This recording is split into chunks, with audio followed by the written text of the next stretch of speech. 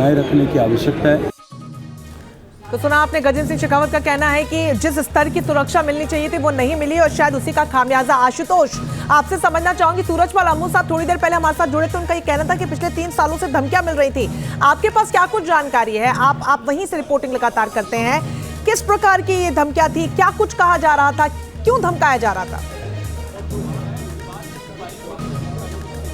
देखिए, आमतौर पर जिस तरीके के मुद्दे सुखदेव सिंह गोगामेडी उठाते थे, मैं आपको याद दिलाऊं, 2017 में फिल्म हिस्टोरिकल मूवी थी पद्मावत, जयपुर में उसकी शूटिंग चल रही थी जयगढ़ के अंदर जी। उस पूरे घटनाक्रम को लेकर जो सवाल खड़े किए थे, मुद्दा उठाया था, वो सुखदेव सिंह गोगामेडी थे। वो मौके पर गए, तोड़फोड़ की घटनाएं सामने आई थी, वो आपको बहुत अच्छे से याद होगा। ना सिर्फ पद्मावत बल्कि उससे पहले भी बहुत सारी ऐसी इतिहास से जब छेड़छाड़ करने की कोशिश की गई थी, तो जितने भी जयपुर में, राजस्थान में अलग अलग जगहों पर जो मुद्दे उठाए गए थे, उसमें सक्रिय तौर पर सुखदेव सिंह गोगामेडी की भूमिका रहती थी।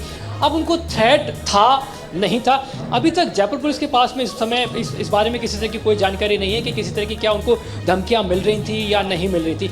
ये बात एक सवाल उठ रहे हैं कि आचार संहिता क्योंकि राजस्थान में लगी हुई थी चुनाव के चलते में, और इस पीरियड के दौरान आपको अपने जो तमाम हथियार हैं वो सबमिट करने होते हैं। वो हथियार जो कि लाइसेंस शुदा जो हथियार होते हैं वो आपको सबमिट करने होते हैं। इस फायरिंग के अंदर क्रॉस फायरिंग भी की गई है, तो ये भी सवाल खड़ा होता है कि वो जो हथियार थे वो कहाँ से आए, बदमाशों के पास हथियार कहाँ से आए। ये अपने आप में बहुत बड़ा सवाल खड़ा होता है कि क्योंकि पुलिस की, स्थानीय प्रशासन की एक बड़ी जिम्मेदारी रहती है कि तमाम जो लाइसेंस शुदा जो हथियार होते हैं वो आपको उनको सबमिट करना होता है आचार संहिता के दौरान, लेकिन ऐसा नहीं हुआ। ये घटनाक्रम बड़ा सवाल खड़ा कर रही है कि अपने आप में ये जो पूरा का पूरा बड़ा घटनाक्रम हुआ है, ये इशारा कर रही है कि कहीं ना कहीं चूक तो हुई है। बहरहाल इस पूरे घटनाक्रम में जिन लोगों का इस्तेमाल हुआ है, जिन हमलावरों का इस्तेमाल हुआ है, इनका सीधे तौर पे कनेक्शन किनके साथ था, इस पूरी की पूरी कॉन्स्पिरेसी में क्या ऊपर से कहीं इशारा हुआ था। और ये पूरा का पूरा घटनाक्रम ठीक उस वक्त हुआ है जब राजस्थान में नई सरकार का गठन होने जा रहा है, नई सरकार बनने जा रही है। अशोक गहलोत इस्तीफा दे चुके हैं, फिलहाल राजस्थान में स्थायी तौर पर कोई सरकार जो है वो संचालित करने के लिए मौजूद नहीं है। ये बहुत पुलिस की कार्रवाई का डेवलपमेंट कितना है? तस्वीरें दिखाइए, वहां पर क्या कुछ चल रहा है इस वक्त। पुलिस की कार्रवाई का डेवलपमेंट दिखाइए, तस्वीरें दिखाइए, क्या चल रहा है वहां? देखिए, यहाँ पे इस वक्त जो एफएसएल की टीम है, फॉरेंसिक की जो टीम है वो मौके पर मौजूद है। तमाम जो एविडेंसेस हैं वो खंगाले जा रहे हैं। लोकल पुलिस के साथ साथ में जो स्पेशल पुलिस है वो यहाँ पे मौजूद है, इंटेलिजेंस की जो टीम है वो मौजूद है, डॉग स्क्वाड की जो टीम है वो इस वक्त यहाँ पर मौजूद है। तो तमाम तथ्य जुटाए जा रहे हैं और तकरीबन 5 से 6 जो जयपुर पुलिस कमिश्नरेट की स्पेशल टीम है उनको गठित कर दिया गया है। जगह जगह पे दबिश दी जा रही है। संभावित तौर पे जो सीसीटीवी कैमरे सामने निकल के आए हैं और जो मूवमेंट हमलावरों को दिखाई दिया, जिस दिशा में वो जाते हुए दिखाई दिए हैं, वहाँ पे लगातार दबिश दी जा रही है। और जयपुर पुलिस कमिश्नर की तरफ से ये दावा किया गया है कि जल्द बदमाशों को पकड़ लिया जाएगा। लेकिन एक बात के जिस तरीके की फुटेज सामने आए हैं उनको देख के ऐसा लग रहा है कि बहुत ही हार्डकोर क्रिमिनल हैं।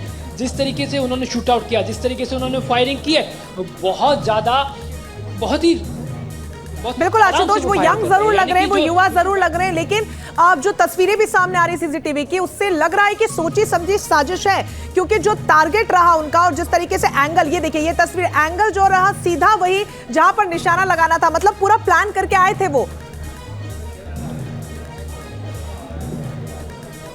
देखिए, बिल्कुल मैं वही बात दोहराना चाह रहा था कि हम कैमरे इस पूरे फुटेज को जब देखते हैं तो ये बहुत सहज तौर पे, जो आमतौर पे जो आदतन अपराधी होता है वो इस तरीके से फायरिंग करता हुआ आपको दिखाई देगा। जो बहुत नया अपराधी होगा, पहली बार जब अपराध करेगा, सर्कमस्टेंसेस के आधार पर करता है, परिस्थिति जन्य जब अपराध कोई होता है वो स्थिति कुछ और होती है। ये बहुत सहजता से फायरिंग कर रहे हैं, प्रॉपर टारगेट करके फायरिंग कर रहे हैं और ठीक उसी जगह फायर कर रहे हैं जहाँ पे ठीक तरीके से गोली लग सके सुखदेव सिंह गोगामेडी को, यानी कि उनकी डेथ कंफर्म हो चुके। और तब तक गोली मारी गई है जब तक कि वो निढाल होकर गिर नहीं गए। तकरीबन 10 राउंड फायर किया गया है। तो ये समझा जा सकता है कि ये बहुत सोची समझी साजिश थी। अब नवीन शक्तावत जिसकी डेथ हो गई है इसके अंदर, क्या उसका इस्तेमाल, महज उसका इस्तेमाल किया गया है? क्या वो सुखदेव सिंह गोगामेडी को जानते थे और उसके परिचित होने का फायदा उठाया गया है? ये तमाम बड़े सवाल हैं और इनके सवाल के जो जवाब है वो खंगालने में पुलिस जुटी हुई है।